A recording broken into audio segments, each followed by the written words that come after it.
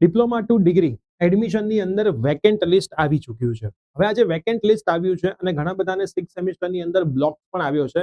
તો આની વચ્ચે વિદ્યાર્થીઓ ઘણા બધા અટવાયા છે કે સર વેકેન્ટ લિસ્ટની અંદર તો એવું લખ્યું છે કે રિપોર્ટિંગ પછી ખાલી પડેલી જગ્યા. પણ સર મારે તો રાઉન્ડ 2 માં જવાનું હતું, મેં તો રિપોર્ટિંગ હજી સુધી કરાવ્યું જ નથી. તો સર મારી સીટ જે છે એ કેન્સલ થઈ જશે અને 6 સેમિસ્ટરના વિદ્યાર્થીઓનું રીએસેસમેન્ટનું રિઝલ્ટ ક્યાં સુધી આવશે, આ તમામ માહિતીની ચર્ચા આપણે આજના વિડીયોની અંદર કરવાના છીએ. તો યસ દોસ્તો, મારું નામ છે પ્રિયેશ પટેલ. આપ સર્વેનું ખૂબ ખૂબ હાર્દિક સ્વાગત છે પ્રિયેશ સર વિદ્યાપીઠ પ્લેટફોર્મની ઉપર. સૌથી પહેલા તો આપણે એસીપીસી ની વેબસાઇટ ઉપર ચેક કરીશું તો તમને દેખાશે કે વેકેન્ટ લિસ્ટ, એલોટેડ અને વેકેન્ટ, એલોટેડ અને વેકેન્ટ, એલોટેડ અને વેકેન્ટ, આ તમને બધું દેખાતું હશે. એ જ રીતે ફાર્મસી છે, reported status after D2D engineering, આને હું ઓપન કરું છું. બરાબર. હવે આનો મતલબ તમે છે ને થોડો ખોટો લઈ રહ્યા છો. રિપોર્ટેડ સ્ટેટસનો મતલબ એવો નથી કે વિદ્યાર્થી રાઉન્ડ 2 માં જવાનો હતો તો પણ કોલેજે જઈને રિપોર્ટિંગ કરી આવ્યો. રિપોર્ટેડ સ્ટેટસનો મતલબ એ છે કે વિદ્યાર્થીએ ઓનલાઈન પેમેન્ટ કર્યું એસીપીસી ની વેબસાઇટની ઉપર, જે એનું કન્ફર્મેશન માટેનું પેમેન્ટ હતું. જો એ રાઉન્ડ 2 માં જવાનો હોય તો એ આગળ કેરી ફોરવર્ડ થાય. તો તમારે જોવાનું કે આ જે પણ કોલેજ છે એ કોલેજમાં સિવિલની અંદર 2 ટોટલ સીટ હતી, 2 એડમિટેડ છે વેકેન્ટમાં. એ જ રીતે 2 એડમિટેડ વેકેન્ટમાં કશું નથી વધ્યું. એ રીતે આ બિરલા છે, સિવિલ છે, એમાં એસટી કેટેગરીમાં 1 સીટ ખાલી છે. ઓલ ઇન્ડિયા કોટામાં પણ 1 સીટ ખાલી છે. હવે ઘણા બધા વિદ્યાર્થીઓનો અહીંયા એ પણ સવાલ હતો કે સર આ 000 વેકેન્ટ છે એનો મતલબ કે હવે આગળના રાઉન્ડમાં શું એમને મળશે જ નહીં? સૌથી મોટો સવાલ હતો. એનો સવાલનો જવાબ પણ હું તમને આજના આ વિડીયોની અંદર આપું એની પહેલા જે પણ વિદ્યાર્થી મિત્રો 6 સેમિસ્ટરમાં કદાચ ફેલ થયા છે, એટલે એમની એડમિશન પ્રોસેસ તો અત્યારે ઊભી રહેવાની છે. બરાબર. આગળના રાઉન્ડમાં પછી એમને વિથડ્રો કરી દેવામાં આવશે. પણ તમને શું લાગે છે કે તમે 6 સેમિસ્ટરમાં ફેલ થયા છો એટલે તમારું અહીંયા બધું જ પૂરું થઈ ગયું છે? જો તમે ટ્રેડિશનલ કોલેજીસ છે એનેથી હટકે, કંઈક બોરિંગ લાઈફથી હટકે કંઈક નવું કરવા માંગો છો તો તમે એ નવું કરી શકો છો.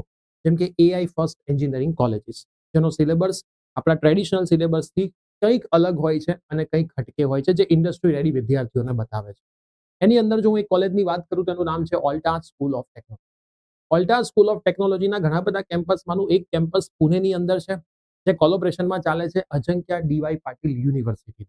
હવે તમે વિચારો, આટલો સરસ મજાનો યુનિવર્સિટીનો તમને ટેગ મળતો હોય અને પુણે સિટી મળતું હોય, જે ઓલરેડી આઈટીનું હબ છે, કોડિંગનું હબ છે, તો તમારું ફ્યુચર ક્યાં સુધી સેટ થઈ શકે? ઓલ્ટા સ્કૂલ ઓફ ટેકનોલોજીની અંદર તમને 10 વર્ષ જૂનો ટ્રેડિશનલ સિલેબસ નથી ભણાવવામાં આવતો, પણ પહેલા જ દિવસથી AI ટૂલ, એડવાન્સ પ્રોગ્રામિંગ અને ઇન્ડસ્ટ્રી રેડી પ્રોજેક્ટ્સ ઉપર વિદ્યાર્થીઓને વર્ક કરવા. પહેલા જ દિવસથી તમારે મોટી મોટી રેફરન્સ બુક ઓપન નથી કરવી પડતી, પણ તમને તમારું પોતાનું એપલ M5 મેકબુક આપવામાં આવે છે, જેથી 70% વર્ક્સ તમે હેન્ડ્સ ઓન કરી શકો, AI ટૂલ્સનો યુઝ કરી શકો, ચેટ જીપીટી છે, જેમિનાઈ છે, આ બધા ટૂલનો યુઝ કરીને તમે કંઈક રિયલ બિલ્ડ કરી શકો. અહીંયા કોલેજ ઓફિશિયલી શરૂ થાય એની પહેલા એક પ્રોગ્રામ લોન્ચ કરવામાં આવ્યો છે, જેનું નામ છે AI જેનેસિસ. આ AI જેનેસિસની અંદર તમે HTML, જાવાસ્ક્રિપ્ટ છે, AI ના ટૂલનો યુઝ કરીને ડેવલપ અને ડિપ્લોય કરતા શીખી જાઓ. અહીંયા જે એમનો સિલેબસ છે કોઈ નોર્મલ પ્રોફેસર નથી ભણાવતા, પણ ખુદ ગૂગલ, માઇક્રોસોફ્ટ, એમેઝોન જેવી મોટી મોટી કંપનીના એન્જિનિયર્સ આવીને તમને શીખવાડે છે અને એના જ લીધે તમારો પોર્ટફોલિયો બિલ્ડ થાય છે અને તમને 50,000 પર મંથ સુધીની પેઇડ ઇન્ટર્નશિપ પણ મળી શકે છે. તમે જ્યાં સુધી ગ્રેજ્યુએટ થાવ છો ત્યારે તમારા હાથમાં ખાલી એક ડિગ્રી નથી હોતી અને એ ડિગ્રી લઈને તમારે જોબ શોધવા માટે જવી નથી પડતી, પણ તમારી પાસે તમારું ખુદનું પ્રોડક્ટ હોય છે અને એ પ્રોડક્ટ તમે ઇન્વેસ્ટરની સામે અને કંપનીના સામે રજૂ કરતા હોવ છો, જેના બેઝિસ પર તમને સરસ મજાની જોબ મળી જતી હોય. ઓલ્ટાસનું જે પુણેનું કેમ્પસ છે એમાં 24/7 લેબનો એક્સેસ વિદ્યાર્થીઓને આપવામાં આવે છે, જેથી એમની કોડિંગની જર્ની સ્મૂથ ચાલે અને સાથે સાથે અહીંની હોસ્ટેલ કમ્પલસરી નથી. વિદ્યાર્થીઓ ઈચ્છે તો આજુબાજુ પીજી અથવા તો પોતાના ગ્રુપ સાથે રૂમ ઉપર પણ રહી શકે છે. તો તમને લાગે છે કે ઓલ્ટાસની અંદર તમારે તમારું એક સરસ મજાનું બીટેકનું ફ્યુચર બનાવવું છે, તો ઓલ્ટાસ માટે તમારે એક ઓનલાઈન એક્ઝામિનેશન આપવાની હોય છે, જેનું નામ છે ઓલ્ટાસ સ્કોલેસ્ટિક એપ્ટિટ્યુડ ટેસ્ટ ASAT, જેની લાસ્ટ ડેટ રજીસ્ટ્રેશન કરવાની 19th જુલાઈ છે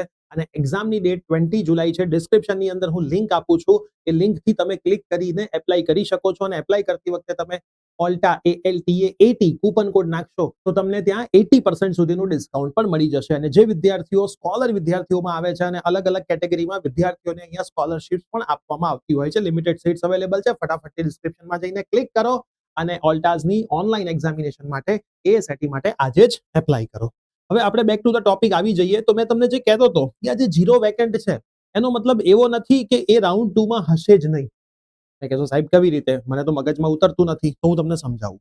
માની લો કે આ BVM છે, એમાં સિવિલ એન્જિનિયરિંગ છે, બરાબર, અને એની આ જે શીટ્સ છે, કેટલી શીટ્સ છે? 9 ઓપનની અને 9 ભરાઈ ગઈ છે. માની લો કે કોઈક વિદ્યાર્થી આ બધામાંથી 80% વિદ્યાર્થીઓ માની લો રાઉન્ડ 2 માં જાય છે. હવે રાઉન્ડ 2 વખતે આની આગળ જેટલા પણ વિદ્યાર્થીઓ હશે એમાંથી કોઈકનું રિઝલ્ટના લીધે કેન્સલેશન થયું, માની લો રિઝલ્ટના લીધે, અથવા તો એ વિદ્યાર્થીઓ વિચાર કર્યો કે રિઝલ્ટ આવ્યું નથી, હવે ડ્રોપ મારવું છે, કંઈ પણ વિચાર, ગમે તે XYZ વિચાર આવ્યો, તો આમાંથી કોઈ વિદ્યાર્થી રાઉન્ડ 2 માં ગયો હશે તો એને આગળ પડેલી સીટ એલોટ થશે, બરાબર, અને એની પાછળ જે વિદ્યાર્થી હશે એને અહીંયા ખાલી પડેલી સીટ એલોટ. મતલબ કે જ્યારે તમે રાઉન્ડ 2 નું ચોઇસ ફિલિંગ કરો છો ત્યારે રાઉન્ડ 2 ના ચોઇસ ફિલિંગમાં ખાસ તમારે ધ્યાન રાખવાનું છે કે અહીંયા જ્યાં વેકેન્ટ 0 બતાવ્યું હોય એ એપ્લાય નહીં કરવાનું, એવી ભૂલ નહીં કરવાની. એપ્લાય કરવામાં શું જાય છે, મળશે કે નહીં મળે એ તો પછીની વાત છે, બરાબર. ઉમ્મીદ ઉપર દુનિયા કાયમ છે, લોકો નથી કહેતા હોતા, તો એના જેવું છે, બરાબર. મળે કે ના મળે એ પછીની વસ્તુ છે, આપણે એપ્લાય કરવું એ આપણી ફરજ છે. તો પહેલી વસ્તુ મેં તમને કહી દીધી. બીજી વસ્તુ, આપણે એમની વેબસાઇટ ઉપર કી ડેટ્સમાં એક નજર નાખી દઈએ. પ્રોવિઝનલ કી ડેટ્સ આપણી છે. હવે અત્યારે આજે 15 તારીખ થઈ છે, આપણે 15 તારીખ સુધીના કાઉન્સેલિંગે પહોંચી ગયા છે. તો જો 15 તારીખ filtering, alternation and locking of choice by candidate of reshuffling round 2, બરાબર. રાઉન્ડ 2 માટેનું કામકાજ 15 થી 17 થવાનું છે. એટલે આજે મોસ્ટ પ્રોબેબલી 12 વાગ્યા પછી તમે કરી શકશો, અને 20 તારીખે રિઝલ્ટ છે, એટલે એવું સમજી લ્યો કે 19 તારીખે રિઝલ્ટ છે. હજી જેનું રિઝલ્ટ ઓનલાઈન એડમિશન, કે હજી જેનું રિઝલ્ટમાં ક્યાંક બ્લોક આવ્યો છે કે કંઈક છે, એમનું અહીંયા હજી કેન્સલ નથી થયું, એ વિદ્યાર્થીઓ રાઉન્ડ 2 માં તો જઈ જ શકશે, બરાબર. પછી ટ્યુશન ફીસ જનરેટ કરવાનું, એડમિશન ફી બધું જ છે. કેન્સલેશનનું પણ રાઉન્ડ 2 પછી રાખ્યું છે. રીશફલિંગ પછી વેકેન્સી બતાવી છે, અને 23 તારીખથી કોલેજ ચાલુ થાય છે.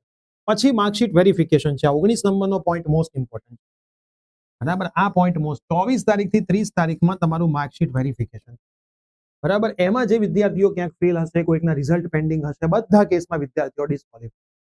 તમે એમ નહીં કહી શકો કે સાહેબ 6 સેમિસ્ટરમાં હું ફેલ છું, મેં તો રીએસેસમેન્ટ માટે એપ્લાય કર્યું છે, હું આગળના બધા જ સેમિસ્ટરમાં પાસ હતો, પણ આમાં ભૂલથી આવી ગયું છે. આ લોકો એવું નથી ચલાવતા. આ એમનો એક તો ખરાબ નિર્ણય છે, પણ હવે આનું કંઈ થઈ શકે એમ છે, ઠીક છે. તો આના માટે વિદ્યાર્થીઓએ અવાજ ઉઠાવવી પડે. ખાલી ઘરે બેઠા બેઠા બોલ્યા કરો કે આ ખોટું છે, આ ખોટું છે, એનાથી કંઈ નથી થવાનું, બરાબર. નીટની એક્ઝામિનેશનમાં પેપર લીક થયું, આપ સર્વેને ખબર છે, બધા લોકોએ હોબાળો ઘરે બેસીને કર્યો, કશું થયું, બરાબર. આ ગવર્મેન્ટ એ બધું નહીં જ સાંભળે. હા, પણ જ્યાં દિલ્હી પર જંતર મંતર પર બેસીને જ્યારે વાંગચોક સાહેબ આટલા દિવસથી અનશન ઉપવાસ કરી રહ્યા છે, તોય આખા દેશને દેખાય.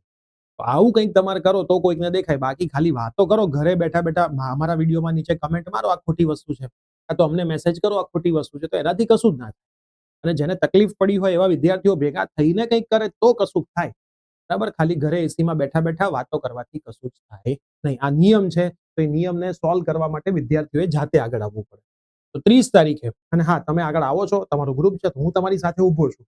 તમે એમ કહો કે સાહેબ તમે જ એકલા જાઓ, તો જો મારે તો કોઈ એક્ઝામિનેશન અહીં આપવાની નહોતી, એક્ઝામિનેશન તમારે આપવાની હતી, એડમિશન એ તમારે લેવાનું. તમે ભેગા થતા હોય તો આવવા માટે હું તૈયાર છું, બરાબર. તમે એમ કહો કે આવવા માટે તો હું આવું, તમે એમ કહો કે સાહેબ તમે એકલા જઈને જ રજૂઆત કરો, એ કોઈ પોસિબલ જ નથી. એ લોકો એવું જ કહે કે સાહેબ ક્યાં છે વિદ્યાર્થીઓ, કોઈને તકલીફ નથી, તમને શું તકલીફ છે, બરાબર. આ લોજિક છે. વચ્ચે વચ્ચે મારે આવી વાત કરવી પડે છે, કેમ કે ઘણી વખત વિદ્યાર્થીઓ કહેતા હોય છે કે સાહેબ તમે જાઓ, બરાબર. હું તો અહીંયા રહું છું જામનગર, હું તો રહું છું રાજકોટ, હું ક્યાંથી આવું?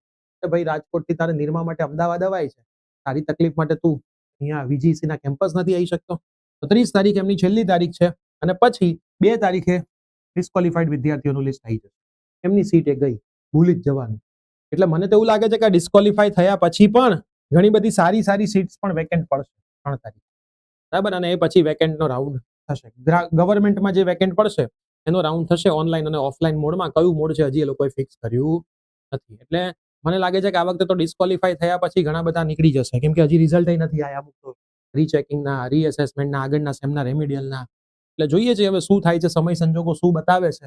30 તારીખ બધાએ પકડીને ચાલવાની. 30 તારીખ સુધી તમારા ડિપ્લોમાના બધા જ પાપ ધોવાઈ ગયા હોય, તમે એપ્લાય કર્યું એ નહીં, પાપ ધોવાઈ ગયેલી રિઝલ્ટ તમારી પાસે હોય પાસવાળી, તો તમે રહેશો, નહીંતર તમને ડિસ્ક્વોલિફાઈ કરી દેવામાં આવશે. પછી આવતા વર્ષે DD સેટ આપવાની, ફરીથી તૈયારી કરવાની, ફરીથી બધું કામ. આ નિયમ છે, આ નિયમને ફોલો કરવાનો છે. તો આઈ હોપ હવે રાઉન્ડ 2 માટે તમે સ્ટાર્ટ કરશો, સરસ રીતે ચોઇસ ફિલિંગ કરજો, કોઈ તકલીફ નથી. જે વિદ્યાર્થીઓનું ફાઇનલ થઈ ગયું છે, જેમને સરસ રીતે ભણવું છે, કે આપણા પ્રિયસર વિદ્યાપીઠ પ્લેટફોર્મ ઉપર સરસ રીતે ભણી શકે છે.